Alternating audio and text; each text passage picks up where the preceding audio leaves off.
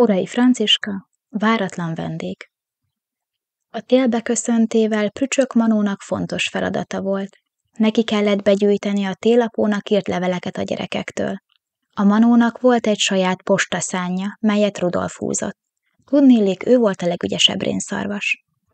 Prücsök idei utolsó állomása egy kis falucska volt. Az egyik háznál még égett a villany. Prücsök bekukucskált, de úgy látta, hogy mindenki mélyen alszik. Óvatosan kivarázsolta az ablakba állított borítékokat, amiken télapónak felirat szerepelt hatalmas betűkkel. Annyira koncentrált a feladatára, hogy észre sem vette a háta mögött osonó alakot. Mikor itt végzett, továbbált a következő házhoz, majd munkája végeztével visszaindult Lapföldre. Télapó otthonában állandóan folyt a munka. Már csak pár nap volt hátra a várt ünnepig, és a Manóknak még rengeteg csokoládét és cukorkát kellett készíteniük. Prücsök útközben kicsit eltévedt, így csak másnap reggel érkezett haza. Szaladt gyorsan az utolsó adag levéllel télapóhoz, amit lihegve átnyújtott. Kész vagyok, télapó, minden levél leszállítva, húzta ki magát büszkén a szorgos kis Manó. Ho-ho-ho, köszönöm szépen, bár egy kicsit előbbre vártalak, sandított Prücsökre szemüvege felett, majd odalépett a Manóhoz, és átvette tőle a levelekkel megpakolt zsákot. Úgy látom, bőven lesz olvasnivalóm, következtette a zsák méretéből. Menj csak, Prücsök, így áll egy forró kakaót, rád fér a pihenés. Idén is remek munkát végeztél, dicsérte meg télapó. Prücsök a konyhába tartott, mikor egy másik Manó kétségbeesett ábrázattal futott ki onnan egyenesen télapóhoz. Télapó, egy kisgyerek csokit eszik, kiáltotta Lóri, majdnem beesve télapó dolgozó szobájának ajtaján. Igen, Lóri, a gyerekek általában csokoládét esznek, válaszolta télapó fel sem nézve a levélből, melyet éppen olvasott. De most a mi konyhánkban eszik csokit egy kisfiú, hadarta egyre türelmetlenebb hangon a Manó. Erre már felfigyelt télapó, nyomban követte Lórit a konyhába, és valóban, egy szőkefürtös kisfiú csokoládéfigurát majszolt a pultnál ülve, ám mikor észrevette a télapót, azonnal félredobta az édességet és felpattant székéről. Szervusz, Dominik, üdvözölte mosolyogva télapó. Meg kell mondjam, igazán megleptél minket. Minek köszönhetjük látogatásod?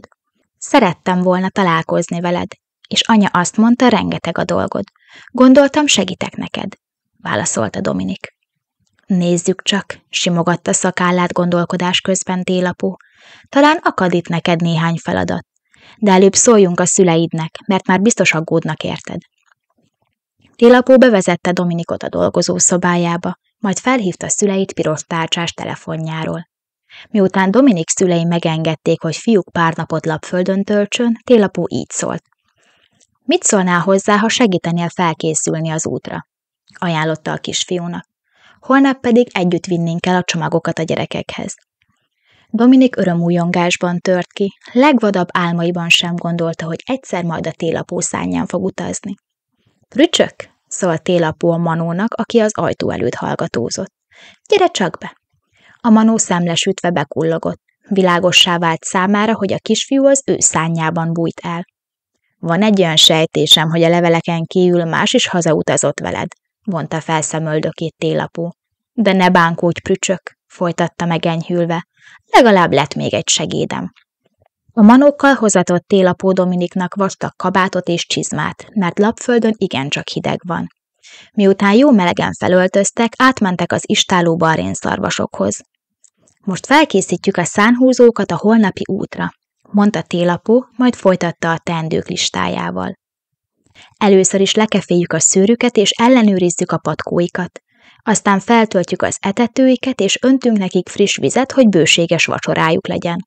Majd jöhet a szán éves karbantartása. Végül bepakoljuk a sok-sok piros csomagot. Dominik ügyesen segítkezett.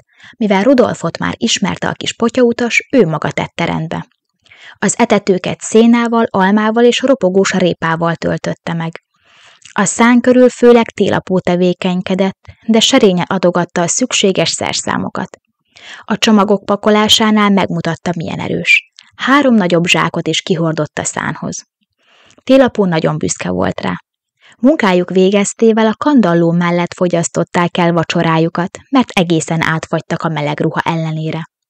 Másnap kora reggel izgatottan ébredt Dominik. Alig várta az indulást. Az egyik manó incsiklandozó reggelit készített, míg a másik mogyorókrémes szendvicseket csomagolt nekik az útra. Bár Télapó közölte, hogy rengeteg sütemény és több liternyi langyos tej várja őket, a gondos manókat ez cseppet sem izgatta. Gyere, Domikám, most befogjuk a szánba a rénszarvasokat, hívta Télapó Dominikot. A szán előtt felsorakozott mind a 9 rénszarvas. Üstökös, íjas, csillagtáncos, pompás, villám, táltos, ágas, és természetesen a piros orrú Rudolf. Feladták rájuk a hámot, és szépen sorba befogták őket a fogatba. Minden indulásra kész, állapította meg elégedetten Télapó. Beszállás, kis pajtás, harsogta örömittasan, majd meghintette a rénszarvasokat varázsporral, megragadta a gyeplőt, és azon nyomban emelkedni kezdtek a magasba. Varázslatos utazás vette kezdetét, bejárták az egész világot.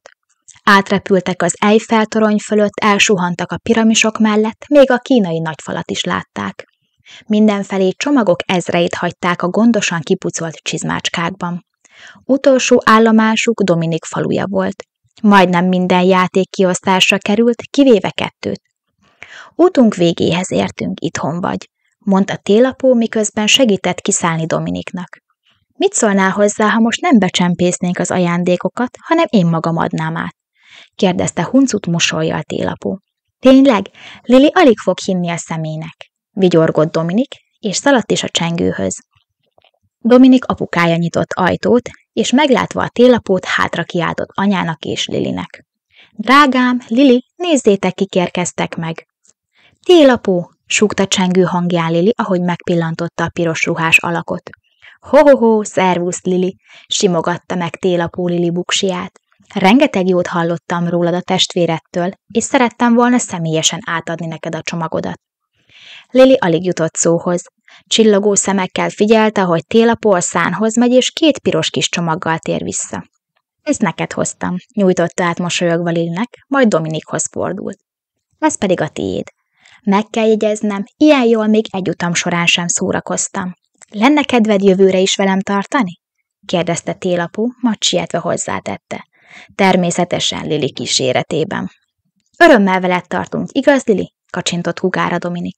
Még szép, de én rénszarvas háton fogok utazni, jelentette ki ellentmondást nem tűrőn a kislány, majd hozzátette. Persze csak, ha Télapó engedi. Pillantott Télapóra tündéri mosollyal arcán. Későre járt, és a világjárók is nagyon elfáradtak. Elérkezett hát a búcsú ideje. Miután elköszöntek egymástól, Télapó felszállt szárnyára és visszaindult a messzi lapföldre. Ott első dolga volt naptárába feljegyezni. Prücsköt elküldeni Liliért és Dominikért.